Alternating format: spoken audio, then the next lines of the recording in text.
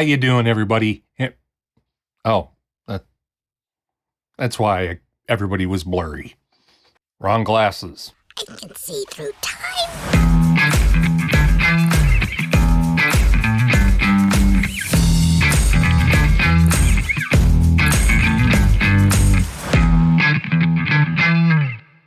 Tin Hut!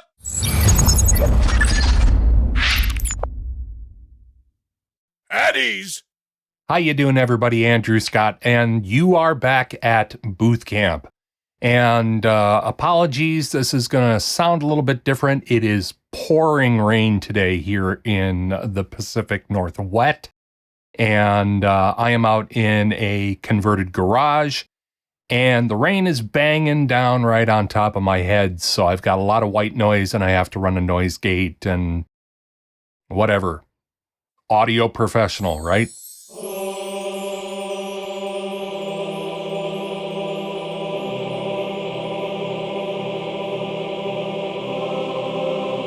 Anyways, today's going to be a little bit of a meander.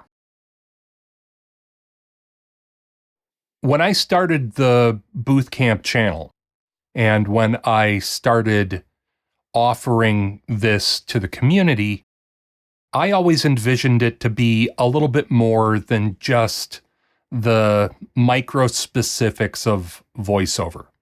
You can get that anywhere. You can get that in 100 places on the interwebs just by doing a quick search. Beverage time. Hydration's important.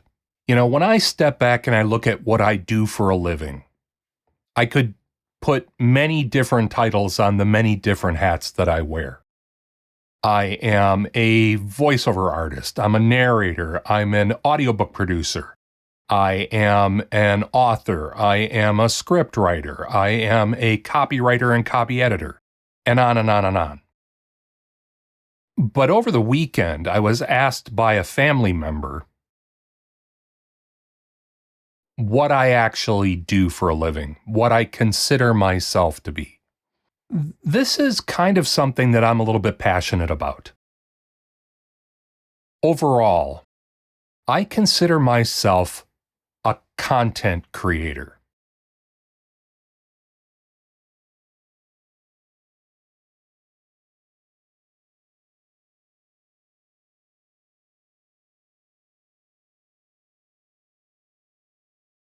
Well, what is that? What's the difference between that and, say, a voiceover artist or an author? That's a good question. And on top of all that, more than anything, I consider myself a maker. You know, right on the other side of this wall, I have a shop, and from time to time, I get in there and mess around and make things. Or fix things. Or design and build things. Or refinish things. But the real significant part of it to me is that no matter what I'm doing, at the end of the day, or at the end of the process, something has been created that didn't exist before I came along and created it. And I find that a very powerful thing in my life. It's very rewarding. It's fulfilling. It's gratifying. And at times it's even kind of humbling, because I look at somebody else's creation that maybe I was trying to equate and see the differences and go, wow, I've got some more work to do before I'm up to that level. I'm a lifelong learner. And I'm a lifelong creator. And that's what gives me joy in life. Now, I think for people in my generation and the couple generations that have followed, when you think of the word maker, you often think of somebody who's still very noted in the maker community, and that is Adam Savage, the guy who used to be on MYTHBUSTERS, also known as the funny one. I'm fine. Am I missing an eyebrow? And one of the things that I really respect about Adam and his approach and his ethos is that when it comes right down to it, to him, there is no difference whatsoever between somebody who makes a cabinet, somebody who makes a costume, and somebody who does narration. And that's because, at the end of the day, something was made by somebody that wouldn't exist if it were not for their efforts. Whenever you set out to make something from nothing, using your point of view, you are a maker. That might be a rhyming couplet, a sonnet, a dress, a table, a car, a glass bottle. That's it. It doesn't require any level of skill past the idea that you see a need in the world, you have a desire to realize something and make it extant where it did not exist. Again, that could be a concept or a thing. That could be a song or a house. I can't get any broader than that. But every time you set out to make something from nothing, you are making. You are not only making, but you are participating in the great conversation of culture. And that's one of the things we're here to do. And voiceover and narration and YouTube videos and script writing, that's all making. That's all creating. That's all content creation. Now, you might be asking where this is going or where I'm going with this. And how does it tie into voice work and life in the booth? And that's this. It's important to support content creators of all kinds, because content creators are where the vast majority of my income comes from. I am doing work for people who are creating something and putting it out there to the world at large, whether it be voiceovers for YouTube videos, or producing a podcast for somebody, or cleaning up a script and making sure that the talent is going to be able to understand the points of inflection that the director wants. I support those content creators because those content creators support me back. And I want you to think about something. And this is only going to be applicable to people of really my generation and up, okay? When was the last time you sat down and actually watched television? We don't really do that anymore, do we? You might binge a show or download something that you wanted to see later. But when was the last time you actually sat down and watched network television? Oh, sure, you might see something that was produced by NBC, CBS, ABC, Fox, whatever. When I was growing up, we sat down and we watched TV, including the commercials, believe it or not. But those days are really gone. And for as nostalgic as I might have sounded in mentioning it, I don't really miss it all that much. I like media the way it is now. For the most part, there are caveats. But I like being free from the schedule of television. I'm not a big person on binging. I actually kind of miss the old, you got to wait a week for the next episode to come out. That is a point of nostalgia, I guess. But really, the shift that I enjoy, and this was brought up to the surface much more because of the pandemic, I'm not motivated to watch scripted television anymore. I'm not really motivated to watch giant series and miniseries. What I really enjoy watching is all the other content that has come out in the last decade. All these other people on YouTube. And I'm going to rattle off a bunch of names of people that I really respect. They might do nothing for you, but people like Mark Rober.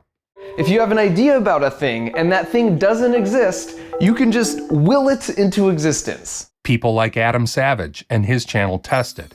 One of the things I love about this channel is that we don't make how-to videos so much as we make what happened videos. And what Niall Red, Destin over at Smarter Every Day, Eric at Hand Tool Rescue, Simone Yak, terribly sorry about butchering your name, Simone, The Daily Doug, Rick Beato, Veritasium. Oh yeah, don't forget about Booth Junkies. What's happening, Boot Junkies? Mike Delgadio here, back with another video about home studio set up for voiceover. What? Might have forgotten about Booth Junkies. That's why I'm shooting this on my phone. Booth Junkies. Those are the kinds of things I watch. Why? Because it's a different perspective. It's not a huge television production. Quite often, it's just one person or maybe a team of 2 or 3 people that are making really compelling content. Things that you don't get to see on network television. I find that rewarding. I find that fulfilling. I find that entertaining.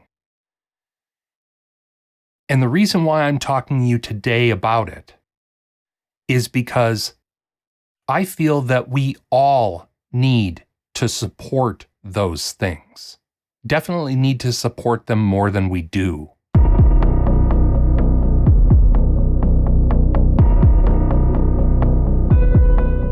The communication barrier between creator and viewer is smaller than it's ever been before.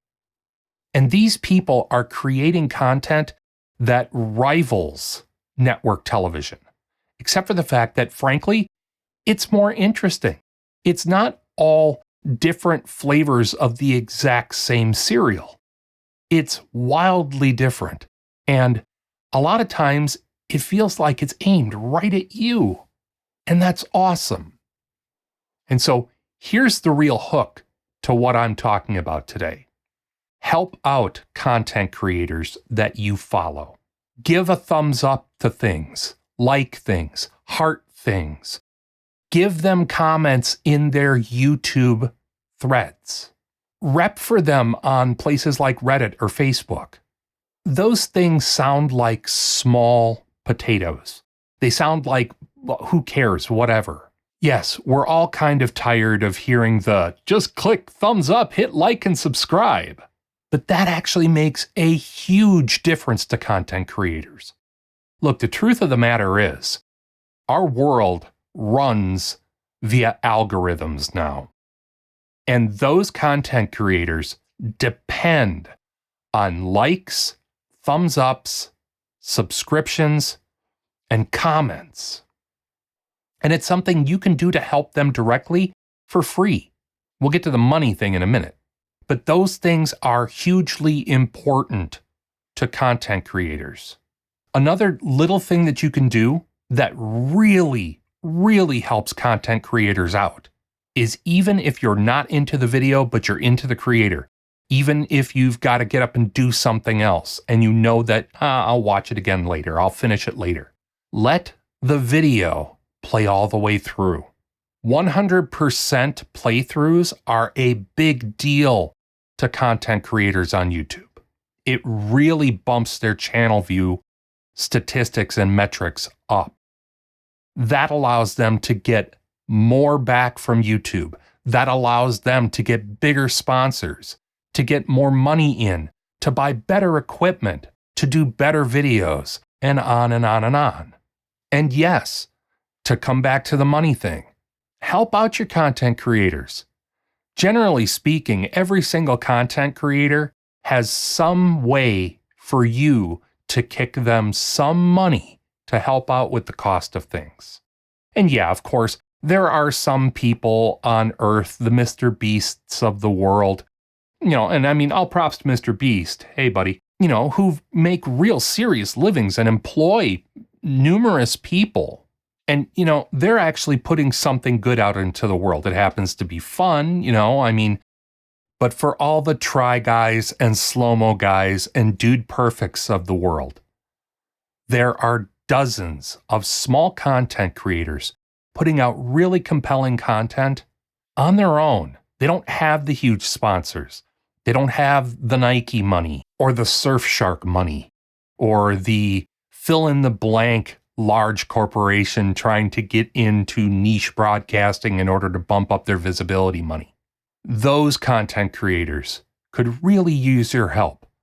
Seriously, the cost of a cup of coffee a month will help a content creator. As I said, everybody's got a Patreon. So many of us have things like Buy Me a Coffee or sell merch through their channels. Those things really matter. They really help content creators stay viable. And the reason why all this matters to you as a voice talent is because those are the people who are going to pay you money to work on their projects. Even if you can't give a content creator real money, make sure to give them a like, a thumbs up, a heart, a subscription. It means the world to them. Not only that, at times, it means their viability. Lots of people get into content creation because it'll be fun, or they want to see themselves on camera, or they want to hear their own voice.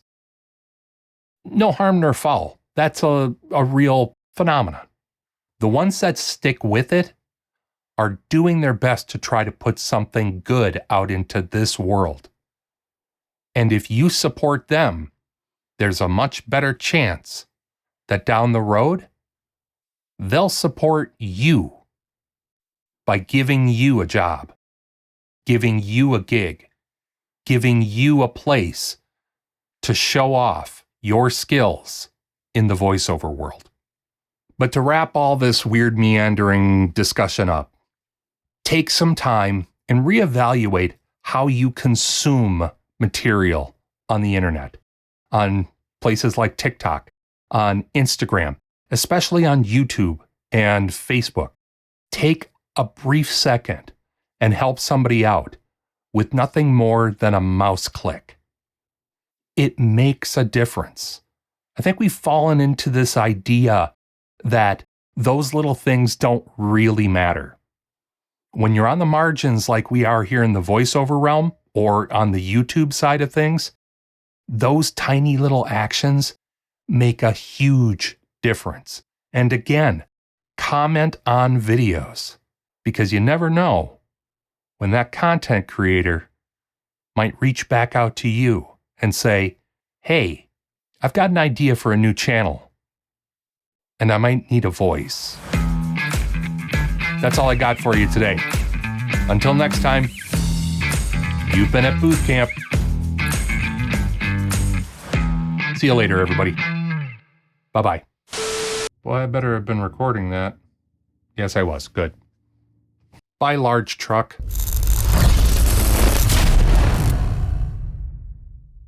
Dismissed.